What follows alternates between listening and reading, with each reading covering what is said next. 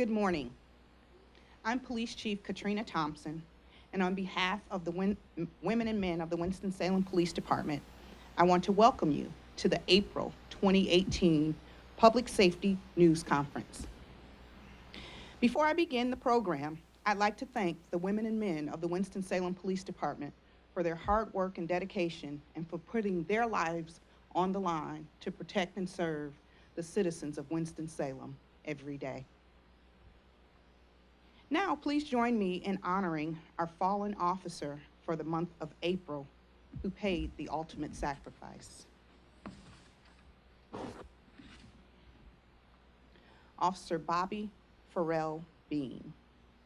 Officer Bean was shot and killed on April 23, 1993, while serving a search warrant for violation of Controlled Substance Act. His killer was sentenced to life in prison on November 12, 1993, and subsequently died in prison April 13, 2011. At the time of his death, Officer Bean had been employed with the Winston-Salem Police Department for 15 years. He was survived by his wife, his son, and his daughter. Please join me for a moment of silence to remember Officer Bean, as well as the other officers across our country who's paid the ultimate sacrifice.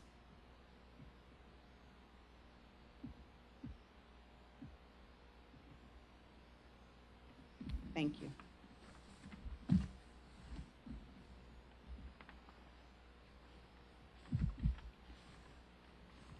At this time, I'd like to share with you some of our upcoming events. The Winston-Salem Police Department is pleased to announce our next Coffee with a Cop. The purpose of this event is to allow citizens and officers an opportunity to sit down with each other to discuss items of mutual concern while getting to know each other better. By doing this, we hope to build safer and stronger communities while enhancing the trust between the citizens and their officers. The event will be held on April 14th, 2018, from 9 a.m. until 11 a.m. at the West Salem Civic Club, located at 1010 Hutton Street. Light refreshments will be served, and the event is open to all. We hope to see you there. The point of contact for this event, if you have any questions, is Officer Todd Burge, and he can be reached at 336-464-5232. Again, that's 336-464-5232, or via email at tburge@wspd.org.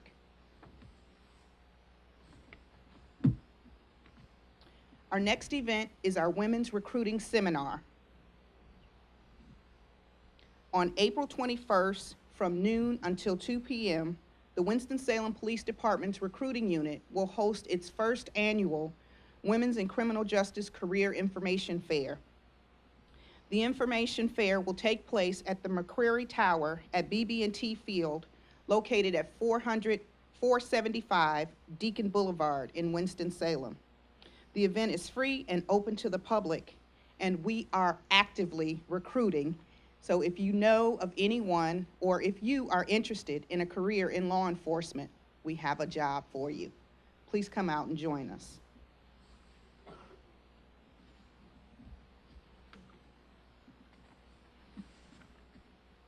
Before we move on to recognize some of our officers, I just want to mention just a couple other events that we have coming up. I am pleased to announce that Class 72, BLET, Basic Law Enforcement Training Class 72, will graduate a recruiting class of 33 police officers on Friday, April 27th, 2018, at the Benton Convention Center. The time will be at 10 a.m. These men and women have worked extremely hard to get to this point, and we're extremely proud and look forward to having them protecting and serving the citizens of Winston-Salem. Please join us to celebrate their accomplishments. The North Carolina Peace Officers Memorial Ceremony will take place on May 3rd at 11 a.m. at Peace Church, located at 2838 Tillman Road in Wilson, North Carolina. The Forsyth County Law Enforcement Service will be on May 8th at 11 a.m. The location will be at Center Grove Baptist Church, located at 8750 Lassiter Road in Clemens, North Carolina. And then the following officers' vigil will be on Monday, May 7th at 6 p.m. at the Public Safety Center. And just as a reminder, the second week of May is recognized as National Law Enforcement Week. Please come out and celebrate with us, and also remember the lives of the officers, both here in Forsyth County and in our country, who's paid the ultimate sacrifice. At this time, I am pleased to share with you and also to honor officers and employees who in 2017 demonstrated outstanding performance and went way above and beyond their calls of duty to protect, serve, and save lives of citizens here in Winston-Salem. I'm going to ask that our 2017 Employee of the Year, Forensic Services Technician, D.J. Robinson, please step forward.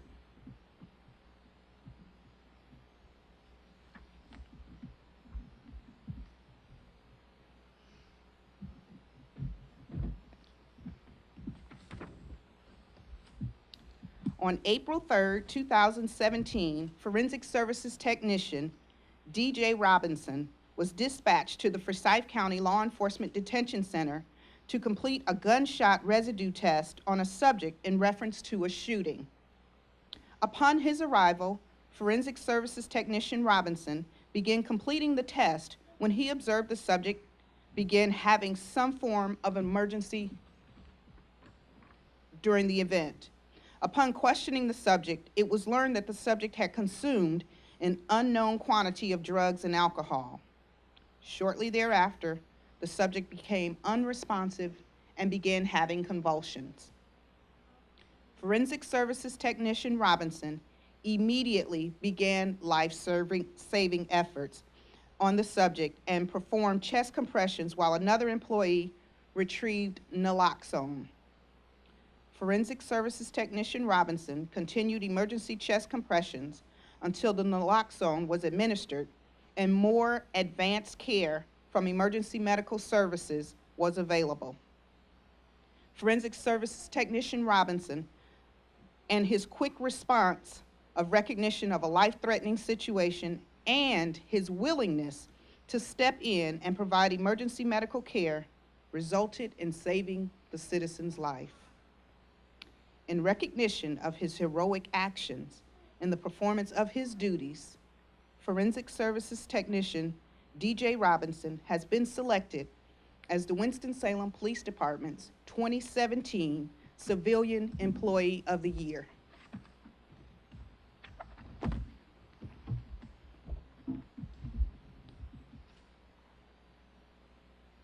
In recognition of your performance, your professionalism and actions in the performance of your duty, which directly resulted in saving a citizen's life, you have been selected as the 2017 Employee of the Year. Therefore, as Chief of Police and on behalf of the Winston-Salem Police Department, I commend you for this heroic and life-saving action. Congratulations.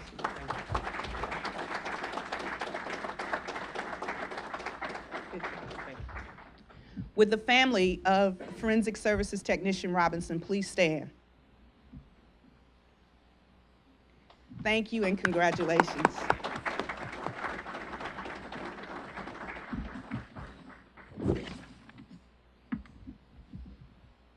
And now for our Officers of the Year for 2017. On April 12th, 2017, officers were dispatched to the 5400 block of Old Rule Hall Road in reference to a vehicle fire with an elderly woman trapped inside. Upon their arrivals, and I'm going to ask that they step forward as I call their names. Sergeant J.B. Keltner.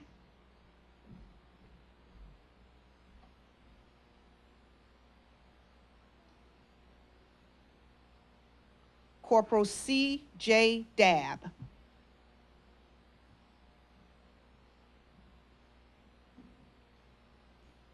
And officers A.B. Conrad and D.L. Warren. And you guys can step over here. Everybody wants to see you.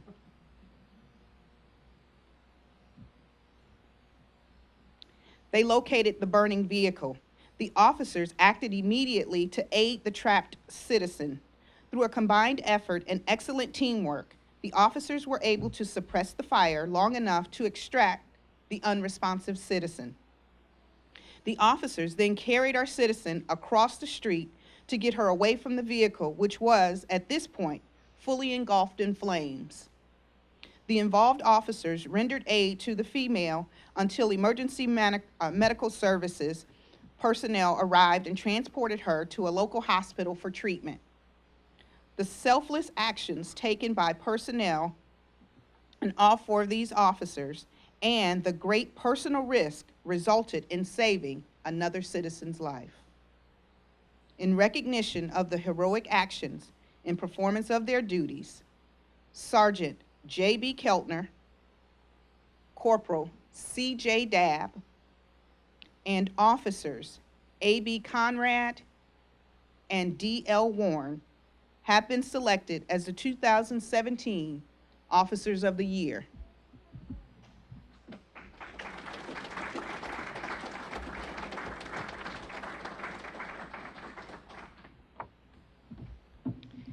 And I'll read once more, and this will be for all of them. Because of your professionalism, bravery, and taking decisive actions in the performance of duty, Sergeant Keltner, Corporal Dabb, Officer Conrad, and Officer Warren has been selected as the 2017 Officer of the Year. Therefore, as Police Chief and on behalf of the Winston-Salem Police Department, I commend you for your heroic and life-saving actions. Congratulations.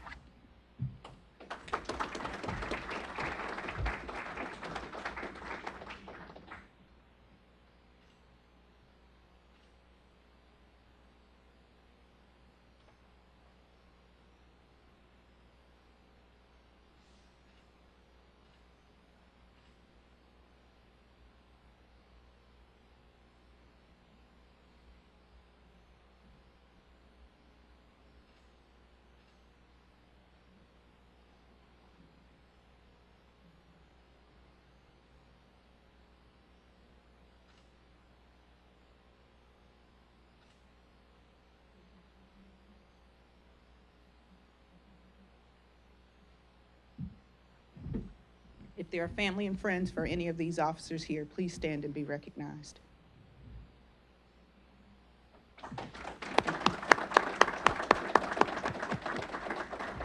Thank you.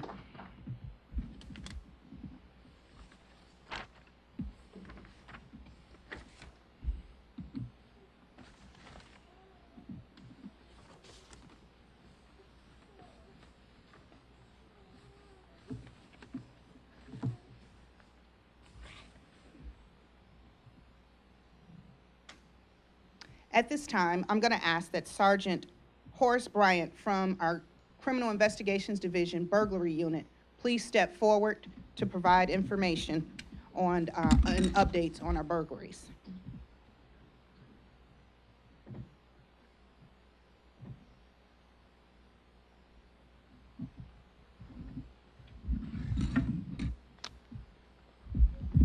Good morning. As the chief said earlier, or just mentioned, my name is Horace Bryant, Sergeant Horace Bryant. I'm with the Criminal Investigations Division. I specifically work in the burglary section or property crime section of the Winston-Salem Police Department here. And today I'm going to discuss a little bit about what we do in the burglary section, and also try to share some information about how citizens in general can help us in the execution of our duties.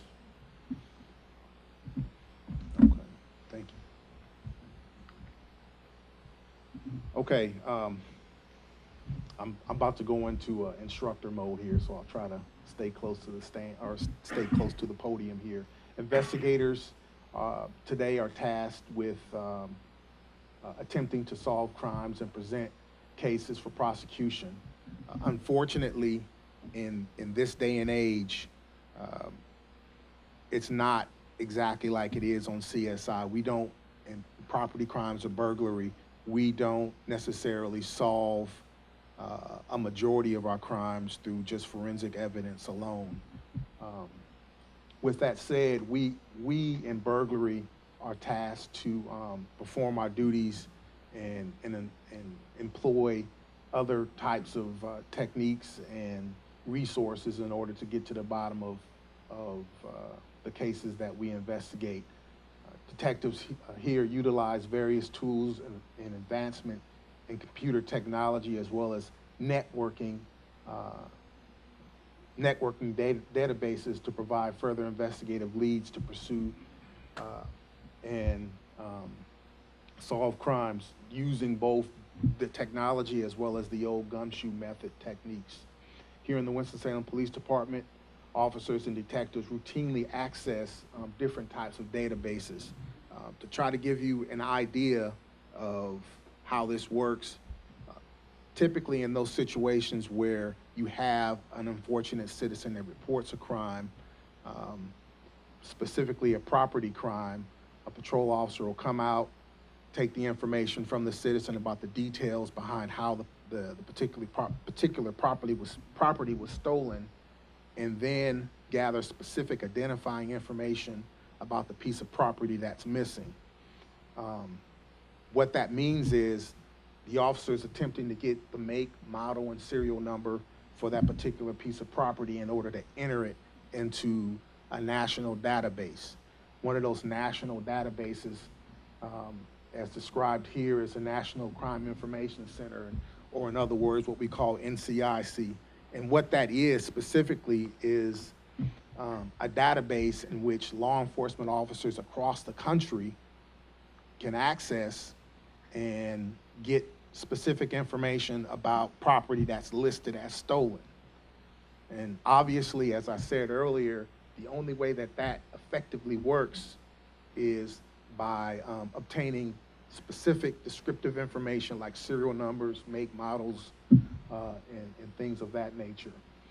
So we got NCIC, we've got a police-to-police information sharing system or network that is more regionally based as opposed to nationally based. And more recently, we have a database called Leads Online. Leads Online is unique because it allows the normal citizen, as well as the reputable merchant who may be a pawn shop dealer or someone along those lines, to enter specific information in. Whether they're taking it in on a straight up pawn, or a citizen may be accessing it in order to add their specific information to a cloud network. And I'll kind of discuss that later, but again, it's a unique system or database which we use in order to develop investigative leads about property that may be stolen or missing. While trends and items targeted by thieves change throughout the year, there are some measures that citizens can take that can assist detectives in solving crimes, as I mentioned earlier. And those steps, which I'm about to discuss, are what I would describe as more of a preemptive step in terms of protecting yourself should you find yourself to be the unfortunate victim of a crime. A common requirement across most databases, including the ones that I just mentioned, is that they require detectives or the officer to have specific information like the serial number, the model, the make, Without that specific information highlighted that I spoke about earlier, detectives are unable to definitively identify property belonging to a victim. Query results can number into the thousands without some specific information about that piece of property. So with that said, here are some tips that we're suggesting everyone, the normal citizen in the community, can take advantage of to help us in identifying and possibly recovering stolen property. Traditionally, those that were aware or thought about trying to encapsulate or trying to preserve specific information about their property, the traditional method was through paper and pen. As I mentioned earlier, with technology at our fingertips now, some additional steps you can take is adding in the component of technology.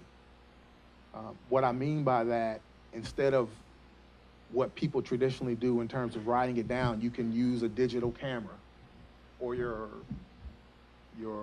cell phone that's got the digital camera capability, as most of them do these days, to capture that information. If you don't want to do that,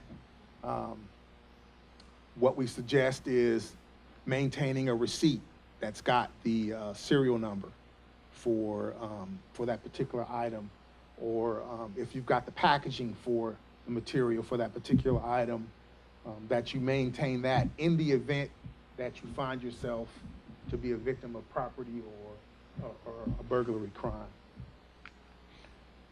Now, if you take the electronic route where you're using a digital camera or a digital phone, we're asking that you take a clear overall picture of the item. If you're one of those people that have the ability to add your own unique owner ID markings or information, take a picture of that along with the overall photograph of the item. Also, we encourage, it's absolutely important that you include the make, model, serial number, and the information contained on the back, as you can see on some of these examples of electronic devices. Now, in doing that in a digital format, it allows you to upload all of that information to a cloud-based system on your own. This is through Leads Online or just your own cloud system that you can probably get for free. I think I've got some examples here further down that are examples of some of the cloud-based cloud-based networks that you can take advantage of, and they include Apple, Microsoft, Google Dropbox. I'm pretty sure everybody here is all familiar with that. Another example or another tip that I'll provide with folks that own iTunes devices, Xbox, PlayStations, or things of that nature that require a username and password. A lot of times, citizens, even if that particular item is stolen, if they got the username or the password, they can often contact the company or use another device to log on to that service in order to obtain the serial number or model number for that particular item that's registered under your username for that account. So again, those are some of the things that we're typically going to ask citizens about when we're trying to investigate and ultimately try to get some of their property back and bring justice to the people who have victimized them. The other thing I'll mention here is a lot of times with jewelry, because those items don't necessarily have serial numbers or unique identifying markings, we're asking people to take photographs or provide us photographs of of those particular items. A lot of times, just a description of a 10-inch gold necklace and earrings is not going to be enough to narrow it down in order to specifically say that that item was yours or someone else's. So if it's possible, if you can remember, sometimes it may be a photograph that you took at a family gathering or an important event that'll help us specifically identify that piece of property. But again, keep in mind, in order for us to recover it or place it in these databases, we need specific information. With that said, that'll end my presentation as far as property crimes and what citizens can do in order to help us in solving these crimes. Are there any questions about what I've covered here? All right, thank you. Next up, we'll have Chief, come on up.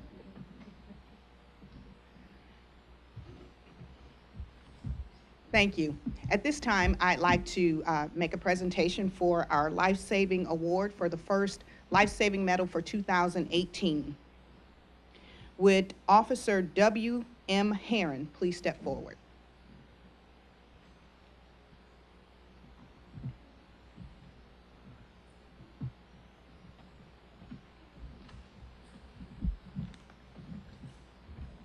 On January 12, 2018, Officer W.M. Herron responded to a report of a person standing on the Peters Creek Parkway Bridge over US 421. Officer Herron was in close proximity to the call and arrived on the scene shortly after the dispatch. Upon his arrival, Officer Herron saw a male subject on the outside of the guardrail holding onto the railing, looking down at the traffic below. It was apparent that the subject was contemplating suicide by jumping from the bridge. Officer Herron, without regard to his own personal safety, approached the male in an effort to prevent him from jumping. Officer Herron grabbed the subject by his arm and pulled him back over the rail, preventing the subject from jumping off the bridge. Officer Herron then established a rapport with the subject and convinced him to seek medical assistance. If it were not for Officer Herron's quick response and actions, the male subject would most likely have taken his own life by jumping over the bridge into traffic on US 421. The life-saving medal may be granted to any employee from the Winston-Salem Police Department for the saving of a human life or the attempt to save of a human life. At this time, I'd like to recognize Officer W.M. Herron for his actions. His life-saving award reads, Officer William M. Herron did perform in such a manner as to be recognized for the delivery of life-saving aid and assistance. Therefore, as police chief, this award is presented to you for your exemplary performance. Congratulations and thank you.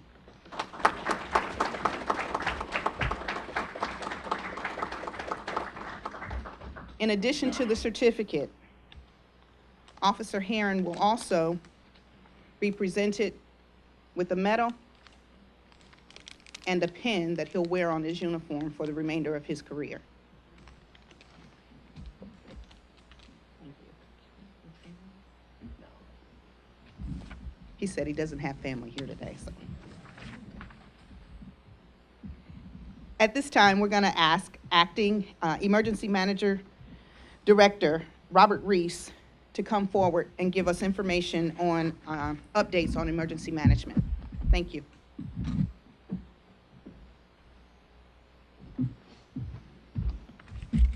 Thank you, Chief Thompson. Good morning. I'm Robert Reese, the Acting Director of Winston-Salem Forsyth County Emergency Management. I would like to reiterate, Chief Thompson, and welcome you here to the April 2018 Public Safety News Conference. This week is National Public Safety Telecommunications Week. I'd like to recognize the communication centers that we have here in Winston-Salem and Forsyth County, starting with the Winston-Salem Police and Fire Communications, the Forsyth County Emergency Services Communication Center, the Forsyth County Sheriff's Office Communication Center, and the Kernersville Police Department Communication Center. We want to say thank you for the job you do, the hard work you put in, and also the assistance that you give our office. Next, you will hear from Animal Care Officer Casey Foster with the Forsyth County Animal Control. He's got a presentation on rabies quarantine laws that I'm sure you will enjoy. Thank you.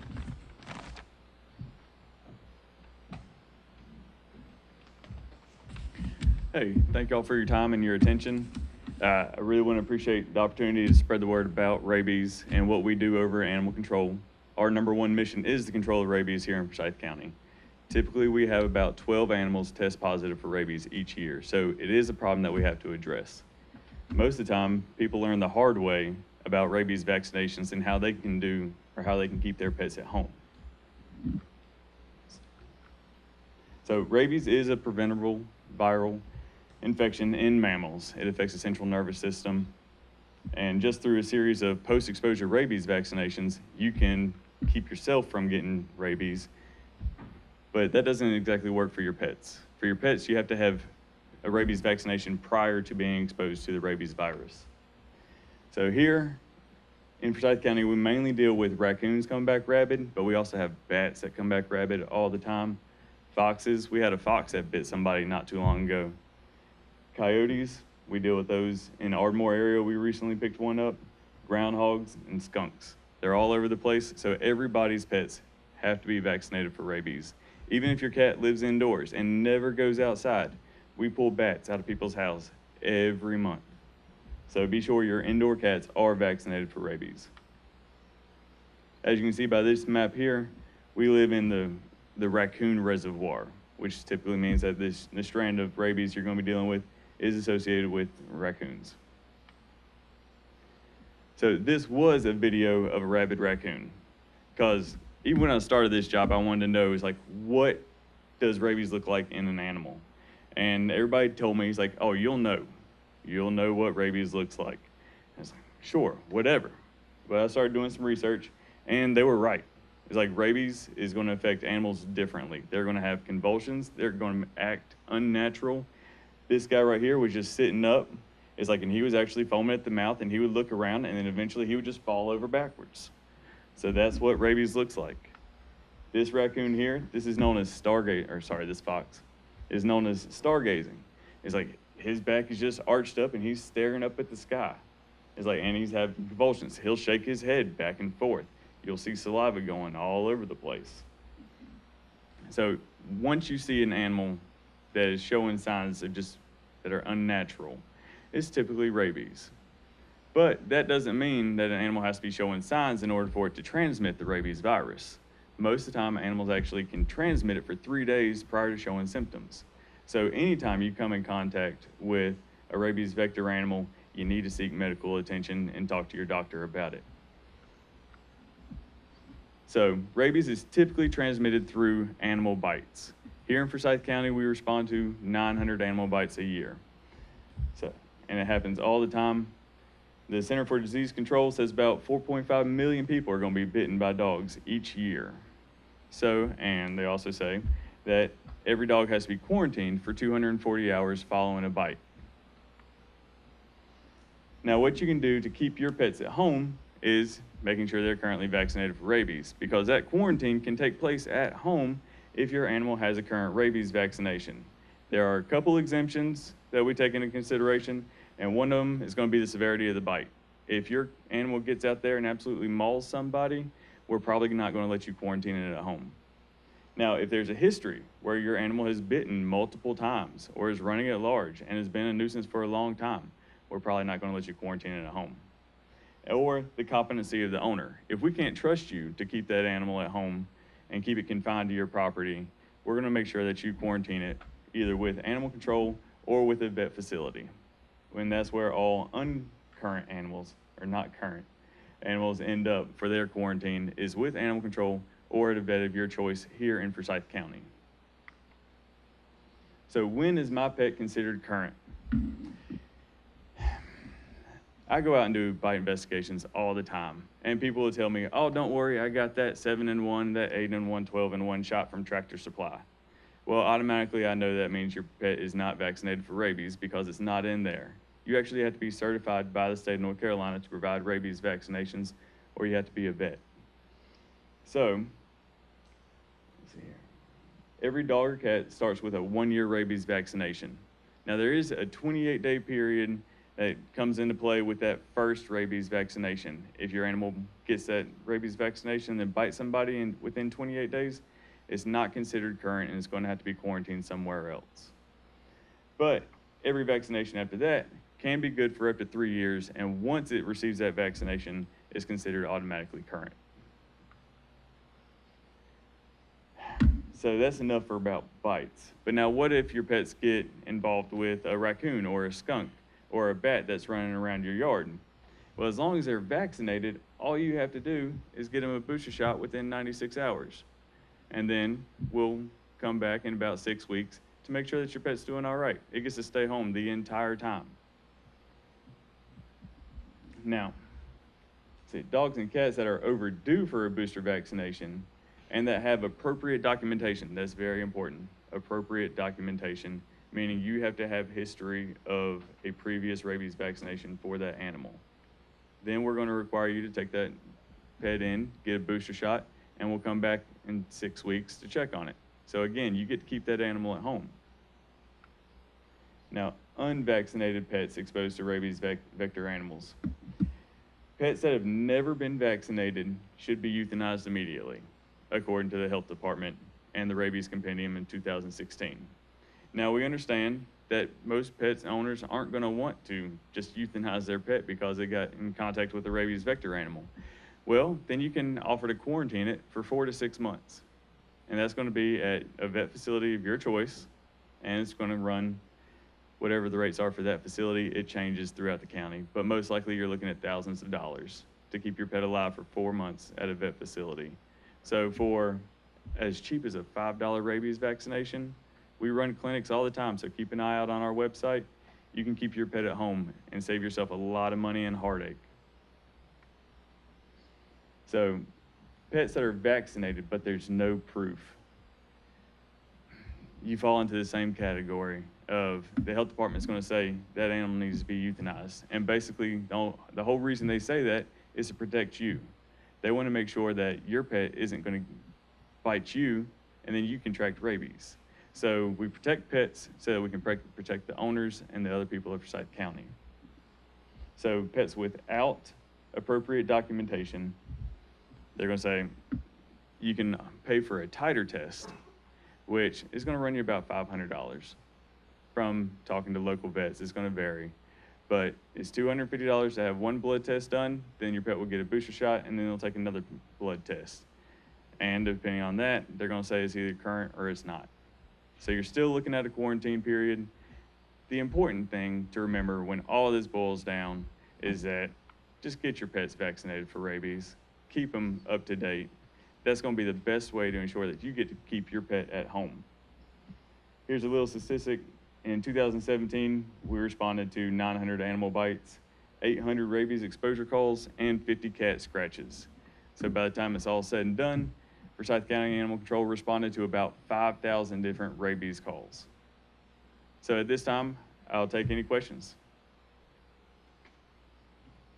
All right, thank you for your time. And just remember, keep your pets current on their rabies vaccinations, and you won't have to hear from guys like me.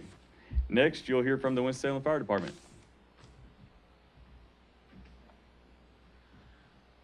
Good morning, I'm Trey Mayo. I'm the fire chief for the city of Winston-Salem. I'll give you a few updates this morning. First, we get a lot of questions about when we've got several stations that have been remodeled and replaced as a result of the 2014 bond referendum. We've opened Station 8 on Renolda Road, and we are preparing, and if the stars align, everybody keeps their fingers crossed, I think by the end of this month, we will be in Station 7 on, everybody thinks it's addressed on Country Club. It's actually addressed on Arbor Road. It's at the corner of Arbor and Country Club, and also we think we'll be in Station 9 by the end of the month. Station 9's in the 4600 block of Auburn Avenue. This Friday at the Benton Center at 10 a.m., we'll graduate 18 new fire recruits and put those out into the operations division. That'll be at 10 a.m. And the public is welcome to attend that ceremony. We're looking forward to getting those folks on the street. We have another academy running concurrently, and those recruits will graduate in July. And we are also, our hiring process is open now and will remain open through midnight on April 29th. So those who are interested in a public safety career, one that is rewarding, one where every morning when you get off shift, you can go home with the satisfaction that you helped someone in the prior 24 hours that you probably had never seen before and most likely will never see again.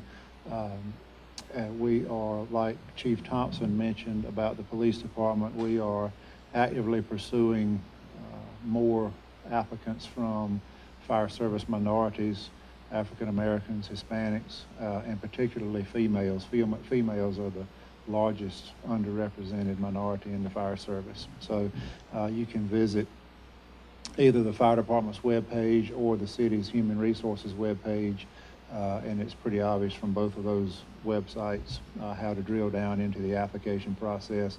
It's an online process, so it doesn't call, you don't have to hand deliver an application anywhere. You don't have to go to the post office or go through the effort of finding stamps and envelopes and those sorts of things. So it's a pretty simple process, and I would encourage those who are interested to do that sooner rather than later.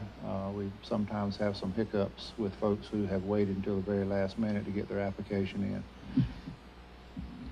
We have a video I'd like to show. Okay, we have that video. The fact that when my mother was dying, I gave her a promise. I promised her that, you know, I'd do stuff to help others and help people the way that she raised me to do it. And when the jobs offer for the fire department came along, you know, I was kind of reluctant to take it.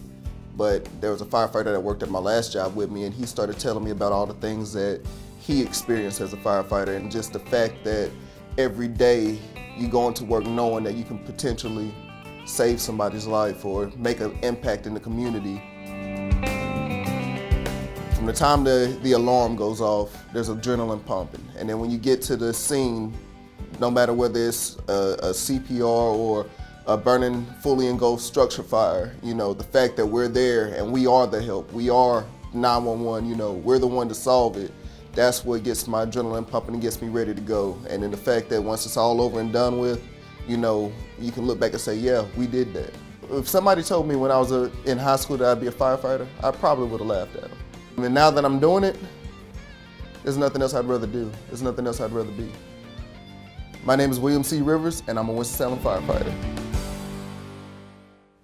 That and 4 or 5 other videos in social media targeting these different demographic groups that we are trying to increase the number of applications from in the fire department. So if you can hear me or hear the sound of my voice or looking at me or both, and you know somebody who would be a good fit for the Winston-Salem Fire Department, please direct them to our website and to the application process. Ready for the helmet cam video. Okay. I've got a helmet cam video here from a recent house fire we had that I'd like to show, and I'm going to sort of narrate as we go through this. Runs for about 45 seconds, I think. So here, sort of left of center of the screen, have a house fire a house that is well involved in fire. To the right, now center of the screen, you see truck 1 setting up for aerial heavy stream operations.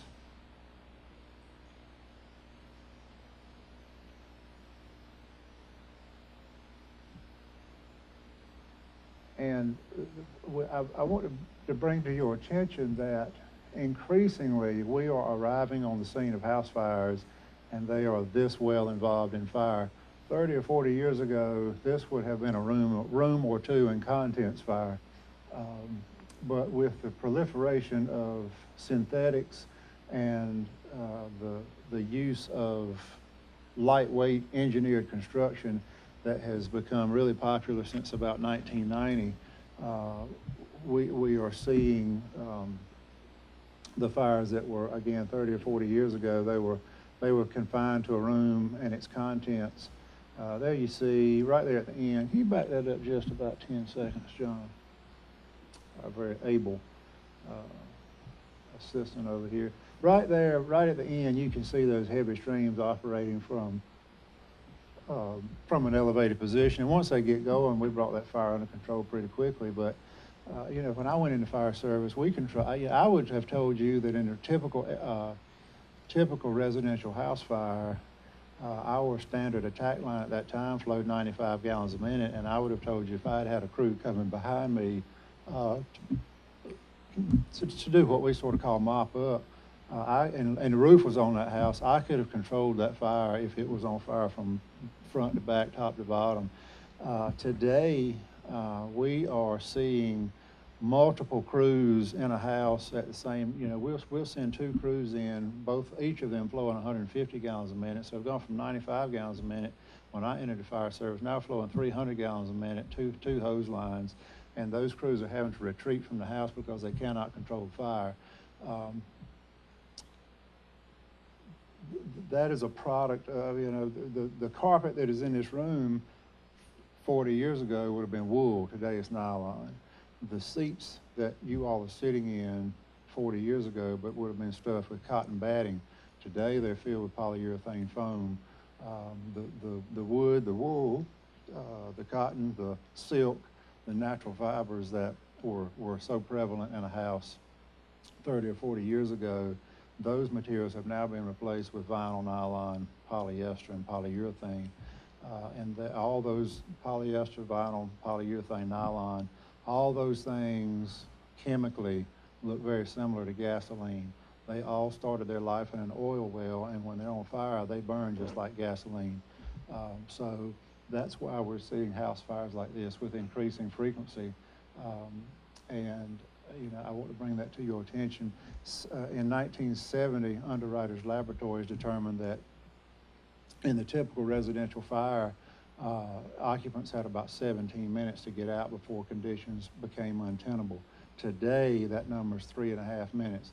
3.5 minutes is not very long at 2 o'clock in the morning when you're trying to gather your wits, gather your family, gather your pets, and evacuate, particularly from an upstairs bedroom, which is where most bedrooms are in 2-story houses.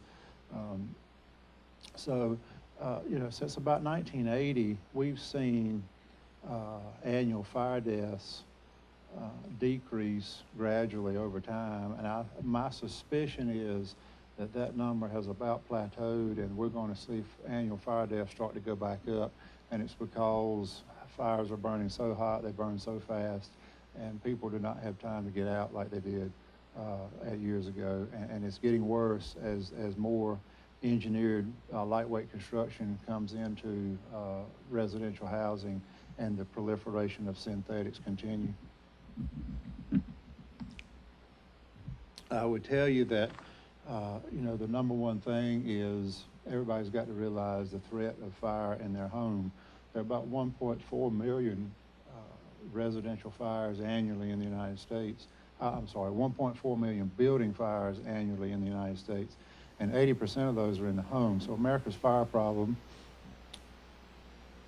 is in the place where we feel most comfortable. It's in our homes. About over 40% of those start on the cooktop.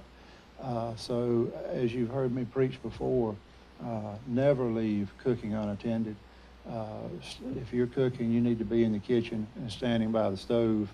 And we encourage the use of stovetop fire suppression devices. There are 2 products on the market. This is a stovetop fire stop model. There's also a device called an auto out. These are cheap. They have 2 models. One model goes under a range hood, and one model goes under an over-the-range microwave. This is the range hood model. They install in about a minute. They have a 6-year shelf life. These can be had for about $40 to $50 a set. You say, well, I don't have $40 to $50 to spend, but you think about $40 to $50 over 6 years is nothing. The model that goes under an over-the-range microwave, those are about $70 a set. It's a little more sophisticated device. But essentially, this is a magnet. You attach it under your vent hood. So these come as a pair. One goes over the left side front and rear burner. One goes over the right side front and rear burner, and that's reversed for you all looking at me. They have what is essentially an industrial grade firecracker. That you see what's sticking out here is a fuse. The bottom of the can that would face the cooktop is pre-scored in a particular fashion to make it open in a certain way. These will not activate by smoke or by heat. They will only activate with direct flame contact. They require no maintenance. You put them up and you forget about them until they need to be replaced upon manufacturer's recommendation 6 years later. And we have a little short video of how these work. It's going to run for about 18 or 19 seconds.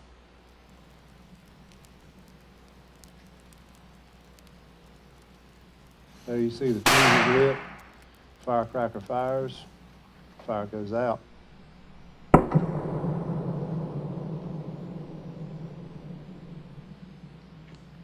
Everybody says, yeah, look at that mess all over my cooktop. Well, let me tell you, that's a whole lot easier to clean up than the mess that gets made after your kitchen's on fire and we come in there flowing 150 gallons a minute and tear your cabinets out and tear the walls out and tear the ceilings out. And in most cases, by the time we can get there, again, with the proliferation of synthetics, it's not in your kitchen anymore. It's gone down the hallway and it's in 2 or 3 bedrooms. And we often see kitchen fires that are vented through the roof.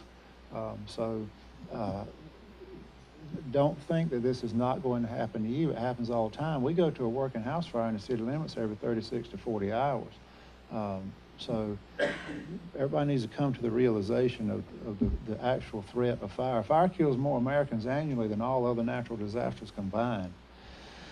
In addition to the stovetop fire stops, we strongly recommend smoke alarms on each level of your house. So if you have a 2-story house, you need to have smoke alarms upstairs, downstairs and upstairs. You should have smoke alarms inside and outside of all sleeping areas. You need to test those smoke alarms regularly. They now have smoke alarms that have 10-year lithium batteries, so it's not like, a smoke alarm with a 9-volt battery, it never chirped a low battery alert at 3 o'clock in the afternoon. It was always 3 o'clock in the morning when you were trying to sleep. But the new technology is much more sophisticated, and it's now most often that you see 10-year devices for sale. As long as you do have smoke alarms inside and outside of your sleeping areas, we recommend that you sleep with your bedroom doors shut. That prevents smoke, heat, and fire gases from traveling as quickly. And we're now teaching our firefighters, if they go in and locate a victim, if they can get that victim inside a room and behind a closed door, you can get about 20 minutes of protection behind even a hollow core like bedroom door that you would see in a typical residence. You get about 20 minutes of protection behind that door. So we teach firefighters to take the victim into that room, shut the door, let the firefight continue outside. When the fire is extinguished, we take a fan, we blow all the heat and smoke and fire gases out. And if that fire victim, if that person they've located is ambulatory, rather than dragging them out through the heat and the smoke and over fire hoses and the moisture and all that stuff that's going on during the firefight, a lot of times they just walk out of the house. We also, if you leave your home empty during the day, or if you're going on vacation, nobody's in the house, we encourage you to shut the doors to all the rooms, so that if you do have a fire, it is more easily confined in the room of origin. Don't smoke in bed. The number one killer of fires in the United States annually, those fires start from smoking in bed. The leading cause of fires is unattended cooking, but the leading cause of fire deaths in homes is smoking in bed. And the last thing I would tell you is pay attention to your surroundings. This fire that we showed you I was in the middle of the night, and if a fire gets a 15 or 20 minute head start on us at 2 or 3 o'clock in the morning because nobody reports it, we can't catch up to it. We can't put enough resources on the scene quickly enough and flow enough water to catch up to it, like you saw right there. I mean, when we leave, the insurance adjuster is going to come, and when he or she leaves, they're going to show up with a trackhoe and a dump truck, and they're going to put that house in the landfill. There's nothing there to save. So, the point I want to make is if you see something going on that looks funny in your neighborhood, you need to report that. If you live in a neighborhood where there may be a vacant house that's been boarded up and you ride by it every day and it's boarded up, and you go by one day and it looks like 1 or 2 of the boards has been pulled off the doors or windows, you need to report that to CityLink at 311, because that's an indication of some suspicious activity. Somebody may be squatting in that house or conducting illegal activities in that house. And a lot of times, particularly during cold weather, we go to a lot of fires in vacant houses where people have gone in trying to get out of the weather and set a warming fire, and they set the house on fire. And then finally, I'm a simple guy. All of us, for one reason or another, are up and down sporadically during the night. You might have to go to the bathroom, the dog might have to go out, the baby needs attention. Something gets you up in the middle of the night. Well, take a minute and look outside your windows and see what's going on. Your neighbor's house across the street might be on fire, or there might be a car on fire in the garage next door. Pay attention to what's going on and help us not let these houses that are on fire at 2 or 3 o'clock in the morning get such a head start on us. Questions from me? All right, I'm going to ask this last item for the fire department. Captain Patrick Grubbs is going to come up and talk about some annual hydrant maintenance that's going on right now.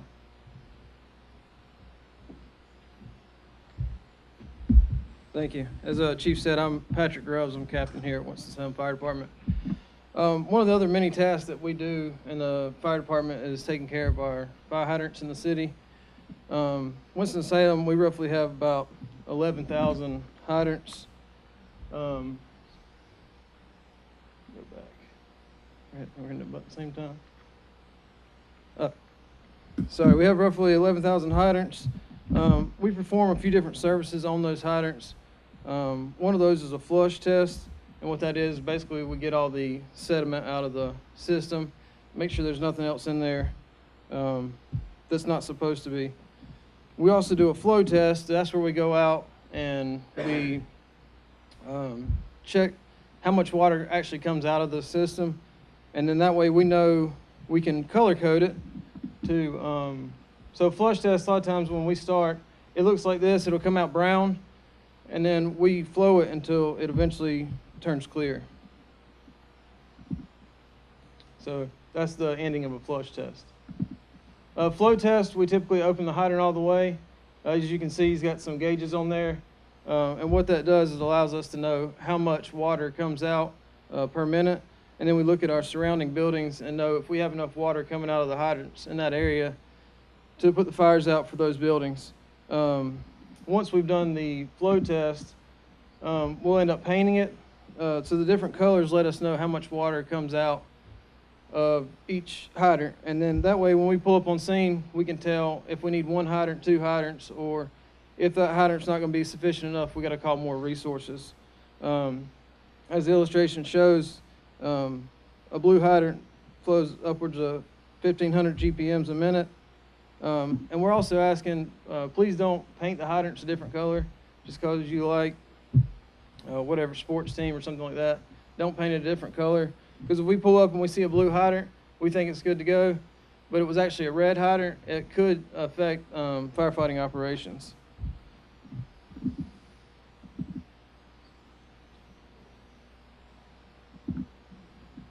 The next thing we want to talk about is the clearance from the hydrants. We ask for 3 foot on all sides, and especially in front of the hydrant. So if you have bushes or flowers or plants or whatever, try to keep those 3 foot back. If they're not 3 foot back when we come out to check them, we're probably going to move some stuff around, whether it's your bushes or your flowers. and especially in front of it. Please do not park in front of the fire hydrants. If we get there and your car is pulled right in front of the hydrant, it makes it where we can't use it, and then we have to either go another 500 or 1,000 foot down the street to get another fire hydrant.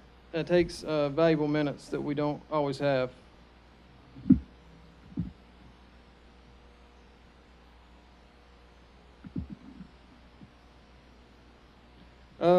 When we do our hydrant maintenance, sometimes we do run into a few issues.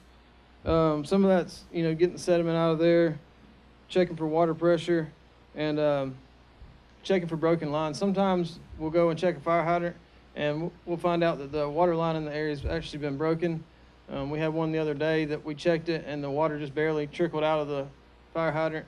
And there was, there was 3 or 4 in a row that were like that, and made that whole street didn't have hydrant usage. So we contacted CityLink and got that water pressure in that area boosted and got that problem fixed. The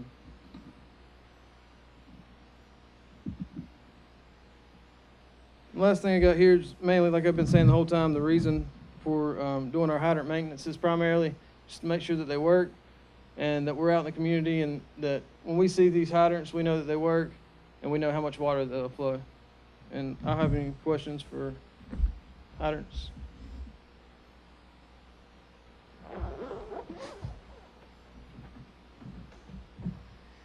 Thank you, Captain, and I would reiterate, we get, I would say the number one call we get is, why is my hydrant green and my neighbor's hydrant is orange or red or blue? And that is a National Fire Protection Association color coding scheme. To reiterate Captain Grubb's words, please do not change the color of that hydrant, or you decide, most of it's yellow except for the top's green. I'm gonna paint the whole thing yellow. Please don't do that. Because it is a quick visual reference so that we know how many gallons a minute that hydrant will flow. That concludes the April 2018 Public Safety News Conference. We hope to see everybody back here on May 9th. Are there any questions that need to be asked publicly before we close out? Yes, sir. Are there any updates on the officer-involved shooting that happened on March 30th? Any updates in the investigation? I cannot answer that.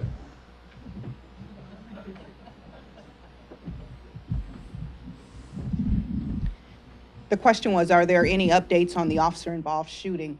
And the answer to that question is, at this time, we do not have any updates.